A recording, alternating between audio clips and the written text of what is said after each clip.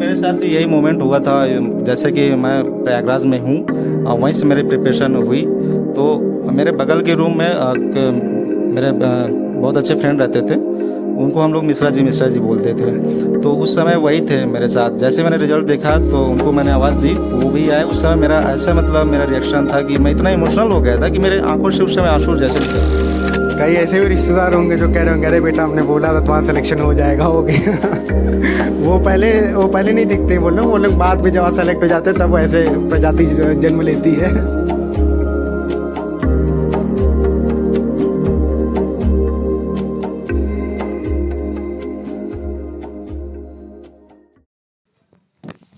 Hey guys, this is अर्पित और आप सभी का स्वागत है बैंकिंग यात्रा पे। अभी जो आपने एक वीडियो देखी, शॉर्ट क्लिप देखी, वो शैलेन जी के रूम की थी। ये वही शैलेन जी है जिन्होंने एसएससी सीजीएल 2022 क्रैक किया है और ऑडिटर की पोस्ट पे सेलेक्टेड हुए हैं। तो आइए चलिए हम इनसे बात करते हैं और इनके संघर्ष को जानते हैं कि ये किस तरीके से तैयारी की और क्या क्या अप्स एंड डाउन्स रहे इनके। तो सर पहले तो बहुत कॉन्ग्रेचुलेशन आपको, आप सेलेक्टेड हुए। और हमारे व्यूअर्स को थोड़ा सा अपने बारे में एक इंट्रो दीजिए। जी जी, थैंक यू सर। मेरा नाम शैलेंद्र कुमार है, मैं बांदा से बिलोंग करता हूं और मैंने जो है एसएससी सीजीएल 2022 से ऑडिटर इन सीएजी डिपार्टमेंट में मैं सेलेक्ट हुआ हूं। मेरे प्राइमरी एजुकेशन जो है बांदा से ही हुई है और हायर स्टडीज़ के लिए मैं जो है इलाहाबाद यूनिवर्सिटी से बीएससी एंड एमएससी किया हूं। और देन जो है मैंने प्रिपरेशन की एसएससी की और इसके बाद मैं जो है सीएजी डिपार्टमेंट में ऑडिटर की पोस्ट पे सेलेक्ट हुआ। तो सर 10th 12th आपका जो है बांदा जिले से रहा है, आप वहीं से पढ़े हैं? जी जी, हिंदी मीडियम से? हाँ, मेरा मीडियम 12th तक हिंदी था एक्चुअली। अच्छा। आफ्टर बीएससी, जैसा कि इलाहाबाद यूनिवर्सिटी में जो है बीएससी इंग्लिश में ही होती है और एमएससी भी थे, तो मैं इंग्लिश से फिर, बट मेरा बेसिक अगर एजुकेशन है तो वो मेरा इंग्लिश मीडियम हिंदी मीडियम ही है। अच्छा जी। तो अब इलाहाबाद आप कब आए? हाँ, इलाहाबाद में 2016 में आया। 2016 to 19 मैंने बीएससी की, देन 2 ईयर 21 तक मैंने एमएससी की, देन मैं एसएससी सीजीएल की प्रिपरेशन में लगा। तो सर जैसे आपका एक लंबी जर्नी रही 2016 से लेकर के, तो इस जर्नी में आपको कब लगा कि आपको एसएससी की तैयारी करनी चाहिए? एक्चुअली मैंने तो एसएससी के बारे में कुछ सोचा भी नहीं था और मुझे पता भी नहीं था। बट जब मैं एमएससी कर रहा था तो उसी बीच कोविड आया 2021-20 में। तो काफ़ी सारी चीज़ें लाइफ एक तरह से बोरिंग सी हो गई थी। सारे जो सेमेस्टर एग्ज़ाम भी थे तो वो ऑनलाइन होते थे। तो फिर मैं ऐसे ऑनलाइन देखते देखते जो है मुझे कहीं से क्लिप मिली कि एसएससी सीजीएल के बारे में। तो मैंने देखा, उस पर विजिट किया, थोड़ा सा उसका पेपर वगैरह देखे, तो मुझे लगा नहीं मैं कर सकता हूँ। और तब फिर मुझे लगा कि नहीं, अगर ऑफिसर बनना है तो सीजीएल चूज़ करनी पड़ेगी, तो फिर मैंने किया। तो इसकी तैयारी आपने 2021 से शुरू करी जैसे आपने बताया। हाँ। एसएससी की तो तैयारी मतलब आपने इनिशियल स्टेज में कैसे करी, जैसे कि क्या सोर्सेज थे या फिर क्या कोचिंग ऑनलाइन ऑफलाइन कैसे किया? एक्चुअली मेरा पहले तो यही था कि मैंने इलाहाबाद से ही नाउ प्रयागराज मैंने ऑफलाइन कोचिंग ज्वाइन की थी। देन मैंने बेसिक कंप्लीट किया, इसके बाद फिर मैंने ऑफलाइन को छोड़ करके ऑनलाइन की तरफ मूव किया, क्योंकि मुझे लगा कि ऑफलाइन में वो सारी चीज़ें नहीं मिल पा रही हैं जो मतलब मुझे लगा कि मैं जल्दी सीजीएल क्रैक नहीं कर सकता। वो सफिशिएंट मैटर नहीं होता था, कंटेंट थोड़ा सा मुझे नहीं अच्छा लगा, तो फिर मैंने ऑनलाइन की तरफ मूव किया। तो सर ने जैसे कि पहले ऑफलाइन किया लेकिन इनको कुछ कमी समझ में आई, तो इसकी वजह से इन्होंने बाद में ऑनलाइन पे स्विच किया। तो चलिए हम इनसे सबसे डिटेल में पूछते हैं कि इन्होंने रीजनिंग, मैथ्स, इंग्लिश और जीए की कैसे इंडिविजुअली प्रिपरेशन करी। तो सर पहले रीजनिंग से स्टार्ट करते हैं। रीजनिंग आपने कैसे किया, मतलब बुक्स यूज़ करी या फिर ऑनलाइन की, या फिर कहाँ से कौन सा सोर्स ऑनलाइन यूज़ किया? जी, रीजनिंग के लिए मैंने पहले फंडामेंटल बैच ही ज्वाइन किया था ऑफलाइन। फिर ऑफलाइन के बाद फिर मैंने प्रैक्टिस की और उसके बाद मैंने मॉक टेस्ट से ही रीजनिंग को कवर कर लिया। रीजनिंग में कुछ मुझे ज़्यादा नहीं करने की ज़रूरत पड़ी, क्योंकि आसानी से वैसे भी रीजनिंग सभी कर ही लेते हैं जैसा कि। बट फिर भी मैंने जो है प्रैक्टिस कंटिन्यू रखी। एक बार कॉन्सेप्ट पढ़े सारे, इसके बाद सिर्फ और सिर्फ प्रैक्टिस, मॉक टेस्ट से रीजनिंग कवर हो गई। अच्छा। और मैथ्स के लिए? मैथ्स के लिए बैचेस मैंने देखे हैं, टीचर प्रीवियस ईयर पे गया, क्योंकि एसएससी सीजीएल में ऑलमोस्ट काफ़ी 80% जो सिलेबस प्रीवियस ईयर से ही क्वेश्चन पेपर बनते हैं। अच्छा। तो मैंने मेन फोकस प्रीवियस ईयर पे ही रखा। तो प्रीवियस ईयर पे पेपर देखे और सिलेबस कंप्लीट किया और प्रैक्टिस दैट मॉक टेस्ट। अच्छा, एक चीज़ सर से सीखने वाली है, ये चीज़ मैंने भी पहले आप लोगों को कई बार वीडियो में बताई है कि सबसे पहला जो स्टेज होता है सर, वो आपका सिलेबस कंप्लीट करने का होता है, जो इनिशियल स्टेज होता है। आप पहले अपना सिलेबस अच्छे से कंप्लीट करिए और फिर जितना ज़्यादा हो सके उतनी प्रैक्टिस करनी है, और वो प्रैक्टिस तब तक होगी जब तक आपका सिलेक्शन नहीं हो जाता। क्यों सर, सही बात है? बिल्कुल बिल्कुल। प्रैक्टिस तभी तक कंटिन्यू रखनी चाहिए जब तक कि आप अपना जो भी आपकी डिज़ायर है, गोल है वो आप अचीव नहीं वो जब तक आप अचीव नहीं करते तब तक आप प्रैक्टिस करते रहिए, प्रैक्टिस नहीं छोड़ना चाहिए। Practice makes a man perfect. तो सर, जैसे आप हिंदी मीडियम से पढ़े हैं, तो इंग्लिश आपके लिए, इंग्लिश को आपने कैसे टैकल किया? मतलब वो थोड़ा डिफिकल्ट फेज रहा होगा आपकी लाइफ में। हाँ, जैसा कि मेरा एजुकेशनल बैकग्राउंड हिंदी मीडियम से था, तो मैं थोड़ा सा पहले इनिशियली मुझे लगा कि नहीं, इंग्लिश थोड़ा टफ है। बट जैसा कि मैंने बीएससी वगैरह कर रखा था, तो उससे मुझे थोड़ा सा इंग्लिश के मैं टच में रहता था। फिर भी वैसे जो एग्ज़ाम में अपना इंग्लिश आती है या नॉर्मल स्पोकन, तो दोनों में अलग होता। तो फिर मैंने जो है पहले जो है, जैसे इंग्लिश में ग्रामर कहीं से भी कर लें या कोई भी टीचर पकड़ कर, वोकैब तो अपने पर डिपेंड होती है, हमको पर डे रटना पड़ता है या लर्न करने पड़ते हैं जितने सारे वर्ड होते हैं। और दूसरी बात, जैसे कॉम्प्रिहेंशन जो थर्ड पोर्शन होता है अपनी एसएससी में, तो कॉम्प्रिहेंशन के लिए मैंने डायरेक्ट न्यूज़पेपर जैसी चीज़ें नहीं ली थी, क्योंकि वो काफ़ी समझ में नहीं आती पहले। तो मैंने 7th 8th की जो बुक्स होती हैं उनके वहाँ से स्टोरीज से मैंने कॉम्प्रिहेंशन स्टार्ट किया। और देन फिर जो है जहाँ इंटरेस्ट आने लगता था इंग्लिश में, तो फिर मैं प्रीवियस ईयर की तरफ मूव करता गया। तो जैसे कि आपने, मतलब वोकैब आप डेली रटते थे कि गैप करके? वोकैब हो गया, इडियम्स एंड फ्रेजेस हो, तो ये। हाँ, वोकैब मेरा पर डे का शेड्यूल था, और 20 to 25 word new word add करने हैं, और इसके साथ साथ जो पुराने वर्ड हैं उनका रिवीजन करना है, बैकअप लेना है। और मेरा ये भी होता है वीक में कि जैसे मैंने 6 to पढ़ लिया, इसके बाद संडे को मैं नया नहीं पढ़ता था, जितना भी 6th डे पढ़ा उसका सारे रिवीजन करते। और वो कैब मैंने जो है ऐसा लर्न नहीं किया, बट लर्न मैंने लिख करके लर्न किया। वो कैब इडियम्स, फ्रेजेस हो, वन वर्ड हो, सब्स्टिट्यूशन या एंटोसाइनो हो, सारी चीज़ें मैंने रिटन, उसको भी मैं मैथ की तरह ट्रीट करता था, और वर्ड को सारा मैं लिख करके ही तैयार किया। अच्छा, ये चीज़ मैंने भी करी। जब मैं बैंक की प्रिपरेशन कर रहा था तो 6 दिन में पढ़ता था, और जो 7th डे होता था वो 6 दिन की जो चीज़ें होती थी वो थोड़ा बहुत रटना और थोड़ा सा चिल आउट करते थे, क्योंकि नेक्स्ट जो अगले 6 दिन होते थे उसमें भी उसी तरीके से पढ़ना, क्योंकि एक ब्रेक चाहिए होता। तो आप वो संडे का ब्रेक ले सकते हैं, 1-2 मॉक दे करके, या फिर जो पुरानी चीज़ें पढ़ी उसको एक बार पन्ने उसके पलट करके नॉर्मल तरीके से। क्यों सर, ऐसा भी आपका भी रहा था? जी जी, बिल्कुल सेम ऐसा मैं करता हूँ, और इवन हर एस्पिरेंट को करना चाहिए। इससे काफ़ी सारी चीज़ें ये रहता है, जैसे आप वीकेंड में ऐसी कुछ एक्टिविटी कर लेते हैं तो माइंड में भी चिल आउट करें, क्योंकि होता ही है कि हम लगातार पढ़ते रहे तो उससे हम फ्रस्ट्रेट हो जाएंगे काफ़ी हद तक, तो फिर आगे वो पढ़ाई नहीं हो पाती, और फिर जब वो गैप होता है तो कई दिन का गैप हो जाता है। इससे बेटर ये है कि 5-6 घंटे का आप अपने छोड़ दिए चीज़ों को, मूवीज़ देखे या जो चीज़ें पसंद है वो आप करिए लाइफ में, है ना सर? जी बिल्कुल। अगर हम कवर करते चलेंगे और पिछली चीज़ें रिवाइज नहीं कर रहे हैं तो वो भूलते चले जाएंगे। और रिवीजन का सही तरीका ये है कि आप बुक से भी करो, प्लस जितने ज़्यादा हो सके उसके MCQs लगाइए, तो उससे ये होगा कि जो चीज़ें आपके दिमाग में नहीं भी रहेंगी। और सर, एक चीज़ हमने देखा है कि MCQs ज़्यादातर मतलब कई सोर्सेज से लगाना चाहिए, हमने देखा जो उससे जो है मल्टीपल क्वेश्चंस, क्योंकि एक सोर्स कोई भी हम जैसे जो फॉलो करते हैं तो उसमें पॉसिबल नहीं होता कि वो पूरी करंट 1 साल की कवर कर दे। तो इसलिए मुझे ऐसा लगता है कि अलग अलग सोर्सेज से अगर हम MCQ करेंगे, जैसे क्वेश्चंस करेंगे, तो जो नहीं भी, जो हम टॉपिक नहीं भी किए हैं वो भी आ जाते हैं, और उसको हम साइड में एक नोट, जैसे मैं ऐसे ही करता था कि जैसे जो क्वेश्चन नहीं आए या फिर मुझे लगा कि यार ये टॉपिक मैंने नहीं पढ़ा है क्वेश्चन सॉल्व करते टाइम, तो उसको मैं अलग से नोटबुक रखा था, उसको लिख करके और वो टॉपिक को बाद में रट लेता था। तो ऐसा भी कुछ आपने किया था? हाँ, ऐसा किया था।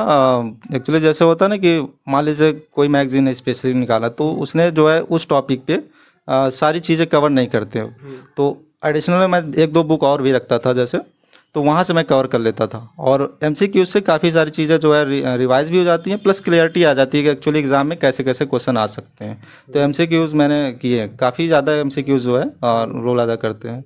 और MCQs करने में ज़्यादा टाइम भी नहीं लगता, या हम जैसे कहीं भी ट्रेवल कर रहे हैं नॉर्मली तो फ़ोन स्क्रीन में स्क्रॉल करते रहें, MCQs वहाँ से हो बस जाता में है। ट्रेन में या नॉर्मली खाना खाने के बाद भी बैठे हैं तो नॉर्मल MCQ 20-25 क्वेश्चन के जो होते हैं हम अलग अलग सोर्सेज से दे सकते हैं, और जो ना आए उसको मार्क करके रख लीजिए, वो अलग से आप पढ़ लीजिएगा उस चीज़ को। MCQs ही मैंने जैसे कि GS में प्लस इंग्लिश की वोकैब में भी MCQs बहुत हेल्प की मेरे। इंग्लिश में भी कई सारे ऐसे ऐप होते हैं या वहाँ पर क्विज आती रहती हैं, एरर का, वन वर्ड सब्स्टिट्यूशन, ऑनलाइन बहुत सारी चीज़ें हाँ आपको बहुत मिल सारी जाएंगी आती हैं, तो वो एक स्पेसिफिक ज़्यादा टाइम भी नहीं लेते और बहुत ही जल्दी चीज़ें हो जाती हैं आसानी से। तो MCQs वहाँ से प्रैक्टिस की है। और सर स्टैटिक आपने कहाँ से पढ़ा था? स्टैटिक के लिए एक्चुअली मैंने यूट्यूब में एक्चुअली उन सर का नाम याद नहीं आ रहा, मैंने वहाँ उनकी प्लेस लिस्ट बनी हुई है सारी, तो मैंने देखा था वहाँ से। तो वो उन्होंने सारा कुछ करवा रहे थे, जितना भी इंपॉर्टेंट चीज़ें होती है स्टैटिक में वो सारी चीज़ बताए थे। तो वहाँ से मैंने स्टैटिक का नोट्स बनाया, बस मल्टीपल टाइम उसको रिवाइज किया। हाँ, उससे मतलब आप जो चीज़ याद होती चली गई, आप नोट से मल्टीपल टाइम रिवीजन करते हैं। तो यही चीज़ ध्यान रखिएगा, रिवीजन सबसे ज़्यादा इंपॉर्टेंट है। आप कितना पढ़ रहे हो वो मैटर नहीं करता है, आप कितना याद रख रहे हो एग्ज़ाम के टाइम में, सबसे ज़्यादा वो चीज़ मैटर करती है। तो सर ये बताइएगा कि आपके पढ़ने का जो शेड्यूल क्या होता था, या फिर एक दिन में आप कितने घंटे लगभग पढ़ते थे? जी एक्चुअली देखा जाए तो मोटा मोटा दिन की बात करें तो अप्रॉक्स 8 to 10 आवर मैं पढ़ लेता था कंसिस्टेंसी के साथ। अच्छा। और पर डे मैंने पढ़ी है, जब तक कि मैंने जो है मेरा सिलेक्शन नहीं हो गया तब तक मैंने पढ़ा। बाकी जैसे मॉर्निंग में है तो मैं स्टार्ट करता था वोकैब एंड GS से। मतलब जो रटने वाली चीज़ें हैं वो सुबह, क्योंकि सुबह माइंड फ्रेश रहता है, तो वो चीज़ें दिमाग में अच्छे से बैठ अच्छे जाती से लर्न हो जाती हैं, कोई भी चीज़ उठाए तो बहुत आसानी से लर्न हो जाती हैं। तो इसलिए मैं सब इंग्लिश में वोकैब सेक्शन एंड GS बहुत उसमें, हाँ GS में स्ट्रेटजी के जो भी सारी चीज़ें हैं इंक्लूड करता था। इसके बाद फिर मैं रीजनिंग और मैथ सॉल्व करता था। और जैसे बीच में ब्रेक लेते थे तो उन ब्रेक्स में ऐसा क्या करते थे कि मतलब बाद में आप उसी तरीके से चार्ज होकर पढ़ सकते थे?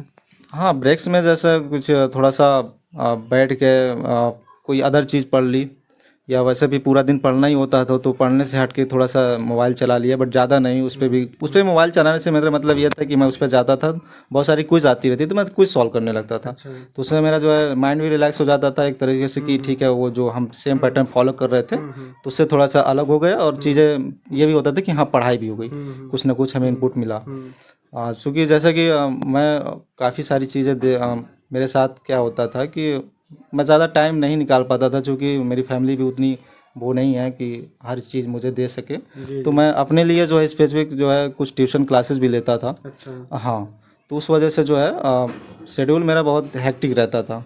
तो जब भी संडे होता था तो फिर मैं उस दिन रेस्ट ही करता था। जी।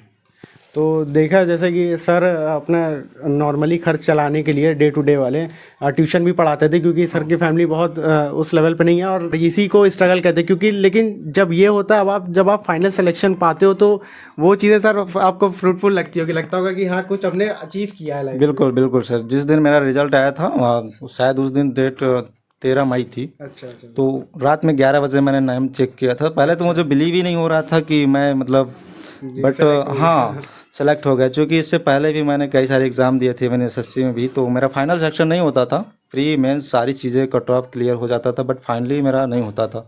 तो मैंने जिस दिन रिजल्ट आया था तो मैंने 3 बार पहले अपना रोल नंबर डाल के मैच किया कि कहीं एरर तो नहीं हो रही मुझसे, या नेम में फादर्स नेम सारी चीज़ें मैंने मैच की। देन बिलीव हुआ कि नहीं मैं ही हूँ। हाँ, तब मुझे बहुत अच्छा लगा, और फिर लगा एक पल के लिए कि मैंने जितनी भी स्ट्रगल की वो सारी चीज़ें इसके आगे कुछ नहीं है। मतलब अब जो मतलब मिल कि गया, वो फ्रूटफुल था, हाँ, जो बहुत आपने भी फ्रूटफुल था, और जो सेटिस्फैक्शन मिला उस दिन, उस पल को, उस मोमेंट को मैं आज तक फील करता हूँ। और शायद हर स्टूडेंट फील करेगा, जो अभी नहीं हुए या जो हो चुके हैं सेलेक्टेड, वो फील करते हैं। वो बहुत ही इंपॉर्टेंट मोमेंट होता है उस समय। हाँ, यही चीज़ है कि सक्सेस का कोई शॉर्टकट नहीं होता, या फिर हार्डवर्क का कोई शॉर्टकट नहीं होता है। आपको हार्डवर्क करना है, मतलब करना पड़ेगा। अच्छा सर, ये चीज़ मेरे साथ भी होता है। जब मेरा सिलेक्शन हुआ, जब मेरा रिजल्ट आया था तो शायद 11:30-12 बज रहे थे दोपहर के। तो उस समय एक शॉकिंग सा था कि अरे हो गया सिलेक्शन। ऐसे टाइम में मम्मी भी थी, तो मम्मी रोने लगी थी वहाँ पे खड़ी होकर के, कि उनको लग रहा था बेटा सेलेक्ट हो गया मेरा। और 3 दिन ये ऐसी हालत थी कि मैं ढंग से सो नहीं पा रहा था, क्योंकि एक बिलीव नहीं हो रहा था कि जो चीज़ आप पाना चाह रहे हो, करना चाह रहे हो, वो चीज़ हो गई। तो एक जब लंबा स्ट्रगल होता है तो ऐसा होता है। एक्चुअली मेरे साथ भी यही मोमेंट हुआ था। जैसे कि मैं प्रयागराज में हूँ, वहीं से मेरी प्रिपरेशन हुई। तो मेरे बगल के रूम में मेरे बहुत अच्छे फ्रेंड रहते थे, उनको हम लोग मिश्रा जी बोलते थे। अच्छा। तो उस समय वही थे मेरे साथ। जैसे मैंने रिजल्ट देखा तो उनको मैंने आवाज़ दी तो वो भी आए। उस समय मेरा ऐसा मतलब मेरा रिएक्शन था कि मैं इतना इमोशनल हो गया था कि मेरे आंखों से उस समय आंसू जैसे निकल आए थे। तो वो आए सामने से, और मैं इतना इमोशनल मुझे देख करके वो खुद नहीं रोक पाए अपने आप को। और फिर जो है थोड़ा 2-4 मिनट बाद फिर रिलैक्स हुए, इसके बाद फिर लगा कि नहीं कॉल करके बताना चाहिए घर पे। तो नाइट काफ़ी हो चुकी थी और तो फिर कॉल रिसीव नहीं हुआ घर पे। फिर मॉर्निंग पे बहुत सारे कॉल आने लगे, बहुत सारी विशेष आने लगी। फिर यही पूरा दिन चलता रहा। कई ऐसे भी रिश्तेदार होंगे जो कह रहे होंगे अरे बेटा हमने बोला था तुम्हारा सिलेक्शन हो जाएगा, हो गया। वो पहले नहीं दिखते हैं, वो लोग बाद में जब सेलेक्ट हो जाते हैं तब ऐसे प्रजाति जन्म लेती है। तो सर ऐसा भी था? हाँ, एक्चुअली होगा भी तो डायरेक्टली मुझे पता नहीं रहता था, क्योंकि मेरा ज़्यादा टाइम जैसा कि मैं आ गया था प्रयागराज, तो फिर प्रयागराज में ही मैं ज़्यादा रहता था। घर मेरा आना जाना बहुत कम था, तो मुझे पता नहीं था। बट हाँ, ये था कि मुझे कहीं ना कहीं से पता चलता था, जैसे फैमिली से कि कुछ लोग बोल रहे हैं ऐसा है वैसा, कब तक क्या कैसा है। जनरली ये बात सारी फैमिलीज में होती है कि मैं आपका बेटा इतने दिन तक रहा, क्या हो रहा है, कब होगा। तो ये सारी चीज़ें होती हैं। बट फिर जब आप हो जाते हैं तो फिर वो फिर कहते हैं नहीं वो तो होना ही था। एक्चुअली मैंने बोला था कि मैंने हो जाएगा, बोला वो था। सेलेक्ट जी हो गया। जी जी। और उनके बोलने से सेलेक्ट होते ही हमारा हार्ड वर्क कुछ नहीं होता उसके आगे। बस वो बोल दिए तो मतलब वो हो जाएगा। हाँ, ऐसा फील होता है। बट वो आप ये तो हर एस्पिरेंट जानता है कि जो सेलेक्टेड होता है सही बात कि है। कितनी सारी मेहनत कितनी हो, मेहनत कितनी होती हार्ड है। वर्क, हाँ। क्या क्या सेक्रीफाइस करने होते हैं, वो तो वही सही बात जानता है, ये है। बस वही जान सकता जी। है। तो सर ये बताइए हमारे व्यूअर्स को कि आप जैसे अभी आप सेलेक्ट हो गए हो तो इसके बाद आप कोई फर्दर प्रिपरेशन करना चाहते हैं या फिर इसी में इंटरनल प्रमोशन लेंगे? एक्चुअली मैंने जैसे कि मैंने बताया कि मेरी post auditor in CAG department में है, तो मैंने ये पोस्ट इसलिए ऑप्ट की कि थोड़ा सा मुझे अपने आप को टाइम मिल सके। मैं फर्दर स्टडीज़ करना चाहता हूँ अभी थोड़ा सा, तो इसलिए मैंने इस पोस्ट को ऑप्ट किया। और सेकंड ये था कि मैंने नॉर्थ में ही, मुझे पता था कि अगर ऑडिटर ऑप्ट करता हूँ तो मुझे नॉर्थ में मिल जाएगा। अदरवाइज़ मुझे मिल तो जाता जीएसटी इंस्पेक्टर या अदर भी पोस्टें, अच्छा बट वो मुझे साउथ में मिलती। अच्छा। तो इसलिए मैंने ऑडिटर सेलेक्ट किया कि मैं अपना फैमिली के साथ में रह करके भी यहाँ से सारी चीज़ें कर सकता हूँ। जी। और आप स्टेट में भी अपने रहेंगे तो एक प्रिपरेशन का वो भी एक कहीं ना कहीं असर होता है कि फैमिली में कोई बात हुई या फिर कोई दिक्कत हुई तो इंसान पहुंच सकता है टाइम पे। तो ये चीज़ें काफ़ी सही थी। तो अभी आप किस चीज़ की प्रिपरेशन करना चाहते हैं आगे? हाँ, मेरा प्लान है कि मैं थोड़ा सा सिविल सर्विसेज की तरफ जाऊंगा और मैं सिविल सर्विसेज दूंगा। मतलब आप यूपीएससी देखना चाहते हैं? जी जी। अच्छा अच्छा। एक्चुअली होता है ना, जैसे कि मुझे पहले तो ये था कि एसएससी पता भी नहीं था, पहले हमने कुछ सोचा नहीं था। एमएससी में इनरोल होकर के हमने सोचा कि एक अच्छी यूनिवर्सिटी से अब जो है पीएचडी करेंगे या कुछ बढ़िया सा पेपर पब्लिश करवाएंगे। बट फिर ये हुआ, अचानक से मूड चेंज हो गया, फिर सारी चीज़ें बदल गई, तो फिर हम एसएससी में आ गए। तो फिलहाल मुझे अच्छा लगा इन 1.5 टू जैसा कि लगभग 2 वर्ष 2 साल में काफ़ी कुछ सीखा मैंने। लगा कि नहीं हार्ड वर्क क्या होता है, कैसे चीज़ें सर्वाइव होती हैं, मतलब रियल मैच्योरिटी रियल में क्या होता है, वो सब मुझे पता चला इन 2 साल में। और काफ़ी सारी चीज़ें होती हैं, जैसे आप एकेडमिक एग्ज़ाम देते हैं तो वो उसका अलग होता है, बट ये all over India one day exam होता है तो इसका प्रेशर एक अलग होता है कि जो है प्री जैसे एग्ज़ाम में भी 60 मिनट होते हैं आपके पास, लेकिन क्वेश्चन की 100 होते हैं। जी जी। तो बहुत पेशेंस और बहुत सारी चीज़ें इस पर मैटर करती हैं। तो मैंने ये सारी चीज़ें सीखा कि हाँ हार्ड वर्क कैसे होता है। जी। तो सर ये बताइए कि जैसे आपकी ये 2 साल की बहुत स्ट्रगल वाली जर्नी रही है तो बहुत सारे लोगों ने आपका साथ भी दिया होगा इसमें और बहुत सारे लोग अपोज भी किए होंगे। तो आप अपनी जो सक्सेस का जो श्रेय है वो किसको देना चाहेंगे? मतलब कौन ऐसा इंसान थे या फिर दो जो भी लोग हों, कौन से ऐसे थे जिनकी वजह से आपकी ये सफलता वो हुई? जी, आप जैसे कि मेरे फैमिली मुझे बहुत सपोर्ट की। मेरी फैमिली में मेरे बड़े भैया हैं, उन्होंने मुझे हमेशा मोटिवेट किया हुआ है कि इवन वो यहाँ तक भी बोले हैं कि आप इतना दूर हो, जो भी हो जैसे भी हो, आपको यहाँ की टेंशन नहीं लेनी है। होता ना, जैसे कि मतलब मैं हूँ यहाँ, जो भी करना है आप वहाँ रह कर करिए। मतलब परिवार के लिए मैं हूँ, तुम अपनी प्रिपरेशन में फोकस करो, तुम्हें उधर सेलेक्ट होना है, मतलब होना है ये चीज़। क्योंकि वो जानते थे, चूँकि यहाँ से सारे अगर हर्डल्स वहाँ तक पहुँचेंगे तो शायद उसका मन ना लगे या फिर ऐसा कुछ माइंड में आने लगे। तो बहुत ज़रूरी होता है कि कोई एक ऐसा आपके साथ हो इंसान की जो आपको हमेशा मोटिवेट रखे और हमेशा सपोर्ट करे, वो भी फाइनेंशियली हो या इमोशनली हो। हर टाइम में जब भी मुझे ज़रूरत पड़ी तो उन्होंने मेरा साथ दिया। तो कहीं ना कहीं जो है मैं उनका बहुत आभारी हूँ। जी। तो क्या नाम क्या है भैया कि आपका शुभ? मेरे भैया का नाम शिव प्रताप है और वो इस समय घर पर ही अपनी सारी जिम्मेदारियाँ उठाते हैं। जी। तो शिव प्रताप भैया का इनमें बहुत बड़ा रोल रहा है जो सर सेलेक्ट हुए हैं इतनी बड़ी पोस्ट पे। तो सर इसके अलावा भी कोई और रहा? नहीं, एक्चुअली फिर कहते हैं ना कि वो जो अपना आपके रिलेटिव्स होते हैं तो वो तो जानते ही हैं आप कि वो जब मौका होता है तो बोलते हैं, नहीं मौका होता तो नहीं कहते हैं। बट फिर भी ओवरऑल देखा जाए तो सभी ने सपोर्ट ही किया है। कोई किसी ने ऐसा नहीं किया, प्रेशर नहीं डाला कि अभी कितना टाइम होगा, क्या कैसा, क्योंकि वो जानते थे कि कर रहा है बच्चा। क्योंकि ऑलरेडी जैसे कि कई सारे एग्ज़ाम होते थे तो मैं निकालता था। जैसे एसएससी में भी कई सारे एग्ज़ाम होते हैं, सीएसएल हो गया, एमटीएस हो गया, और इवन सिलेक्शन फेज़ हो गया। तो मैंने तीनों एग्ज़ामों को क्रैक किया है। इवन कि सीएसएल में मैंने डीवी भी कराई थी। एमटीएस में मेरा 0.7 मार्क्स से सिलेक्शन रह गया था 2022 में। अच्छा। जब मुझे फिर लगा कि नहीं ठीक है, नहीं हो रहा, तो उस समय काफ़ी ऐसा लगता है कि जैसे आप पर डिमोटिवेट होते हैं कि अब क्या होगा, अब क्या होने वाला लाइफ में। तो कुछ दिन रहने के बाद, इसके बाद फिर मैं अपना बाद में सारी चीज़ें रूटीन फॉलो करने लगता था, इस वजह से कि मुझे शायद कुछ और करना है। भले एमटीएस जैसी पोस्ट नहीं मिली, शायद कुछ और मिलने वाला है। मैं इसी हाँ जी, इसी ऑप्टिमिस्ट की वजह से मैं जो है कुछ आगे मूव ऑन कर जाता था। मैं पिछली चीज़ों को ध्यान नहीं देता था। तो वही चीज़ है कि पॉजिटिव एटीट्यूड बहुत ज़्यादा मायने रखता है। सर के भी काफ़ी अप्स एंड डाउन्स है, कई बार ऐसा भी लगा होगा सर कि नहीं हो पा रहा या फिर छोड़ देते हैं चीज़ें। लेकिन ये है कि सर का एक पॉजिटिव एटीट्यूड था कि नहीं करना ही है, क्योंकि और कोई ऑप्शन नहीं होता हमारे पास। नहीं था एक्चुअली, जैसे कि मेरे पास ये था कि नहीं सिर्फ पढ़ाना है तो मतलब पढ़ना है। इसके अलावा मेरे पास कोई एक्टिविटी नहीं थी कि मैं अगर नहीं मैं पढ़ा तो मैं क्या करूँगा। मेरे पास कोई ऑप्शन ही नहीं था। जो भी करना था मुझे पढ़ कर के ही करना था, या गवर्नमेंट जॉब करूँ या फिर कुछ और करूँ, बट इसके अलावा और मेरे पास कोई ऑप्शन नहीं था।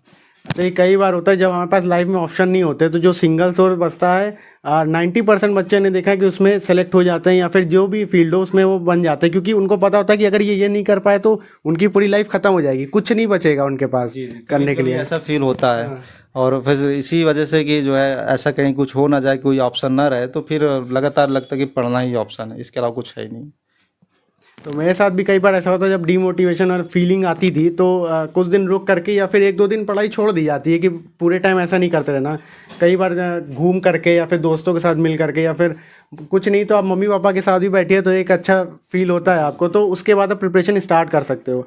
जब ऐसा स्टेज आए आपकी लाइफ में कि लग रहा है कि नहीं हो पाएगा, या तो उस टाइम कुछ दिन के लिए पढ़ाई आप छोड़ सकते हो, 1-2 दिन या फिर 3-4 दिन चिल आउट थोड़ा सा कर लीजिए। उसके बाद आपको खुद लगेगा कि नहीं करना तो यही है, बस ये कि जुनून मेन होना चाहिए। जी जी बिल्कुल बिल्कुल, जुनून होना चाहिए। जुनून होना चाहिए। जी। और आपको ये होना चाहिए कि नहीं मैं क्यों करना चाहता हूँ। तो जैसे बहुत सारी आप क्रेज भी चल रहा है इस समय, कोई भी जैसे टॉपर्स होता है तो उनके इंटरव्यूज देखे, देखा कि पोस्ट कौन से पाए, तो एक अंदर से लगता है कि नहीं यार ये चीज़ ये लोग कर सकते हैं तो हम भी कर सकते हैं। मतलब अपना वाई क्लियर होना चाहिए कि आपको वो चीज़ करना है तो क्यों करना है, ये एकदम बहुत इंपॉर्टेंट होता है। और ये रियल मोटिवेशन है कि आपको पता होना चाहिए कि आप वो जो चीज़ कर रहे हो वो क्यों कर रहे हो। क्यों कर रहे हैं, सही बात है, बहुत ज़रूरी है। जैसा कि आप देखें कि ये पोस्ट अच्छी है, तो मुझे ये अगर मैं यहाँ जाऊँगा तो मैं ऐसे सब वर्क करूँगा, तो बहुत अच्छा लगता है कि मैं ये सब चीज़ें कर सकता हूँ। तो फिर वही मोटिवेशन रहता है, फिर उसी वजह से पढ़ाई भी होती है, अच्छी होती है जी।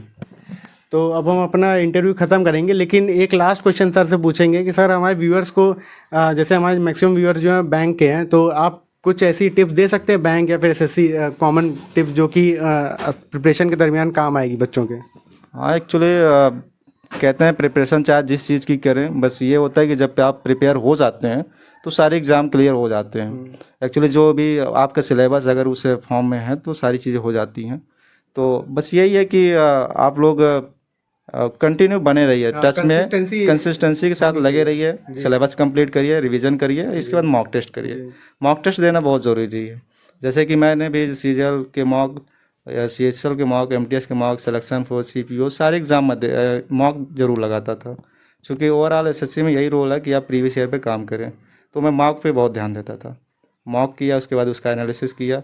और जैसे कभी कभी टच में थे तो अदर एग्ज़ाम के भी जो लेटेस्ट में हुए तो उनके भी मॉक लगा देते। तो मॉक आप अगर लगाएंगे तो इससे काफ़ी ज़्यादा बेनिफिट मिलता है, क्योंकि मॉक से आपको पता चलता है कि आप एक्चुअल में कहाँ स्टैंड करते हैं, और आपको गलतियाँ भी पता चलती है कि मेरा ये पोर्शन वीक है, तो आप उस पर इंडिविजुअल काम कर सकते हैं। तो मॉक बहुत ज़रूरी है एक सिलेक्शन लेने के लिए तो सर का ओवरऑल ये मैसेज था कि आप अपना सिलेबस जितना ज़्यादा हो सके पहले कंप्लीट करिए और फिर प्रैक्टिस करनी है आपको, वो तब तक जब तक आपका सिलेक्शन नहीं होता।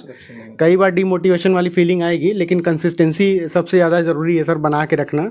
और अगर आप ऐसा रखेंगे, देखिए कई बार ऐसा होता है कि टाइम का भी एक रोल होता है, जब तक आपका टाइम नहीं आता तो कई बार 0.25 या फिर 0.5 मार्क्स से भी आप बाहर हो जाएंगे, लेकिन उस टाइम उस चीज़ को क्विट नहीं करनी है, आपको लगे रहना और एक ना एक दिन आपकी मेहनत रंग लाएगी। तो यही हमारा इंटरव्यू था सर के साथ, और मिलते हैं नेक्स्ट वीडियो में, तब तक के लिए थैंक यू।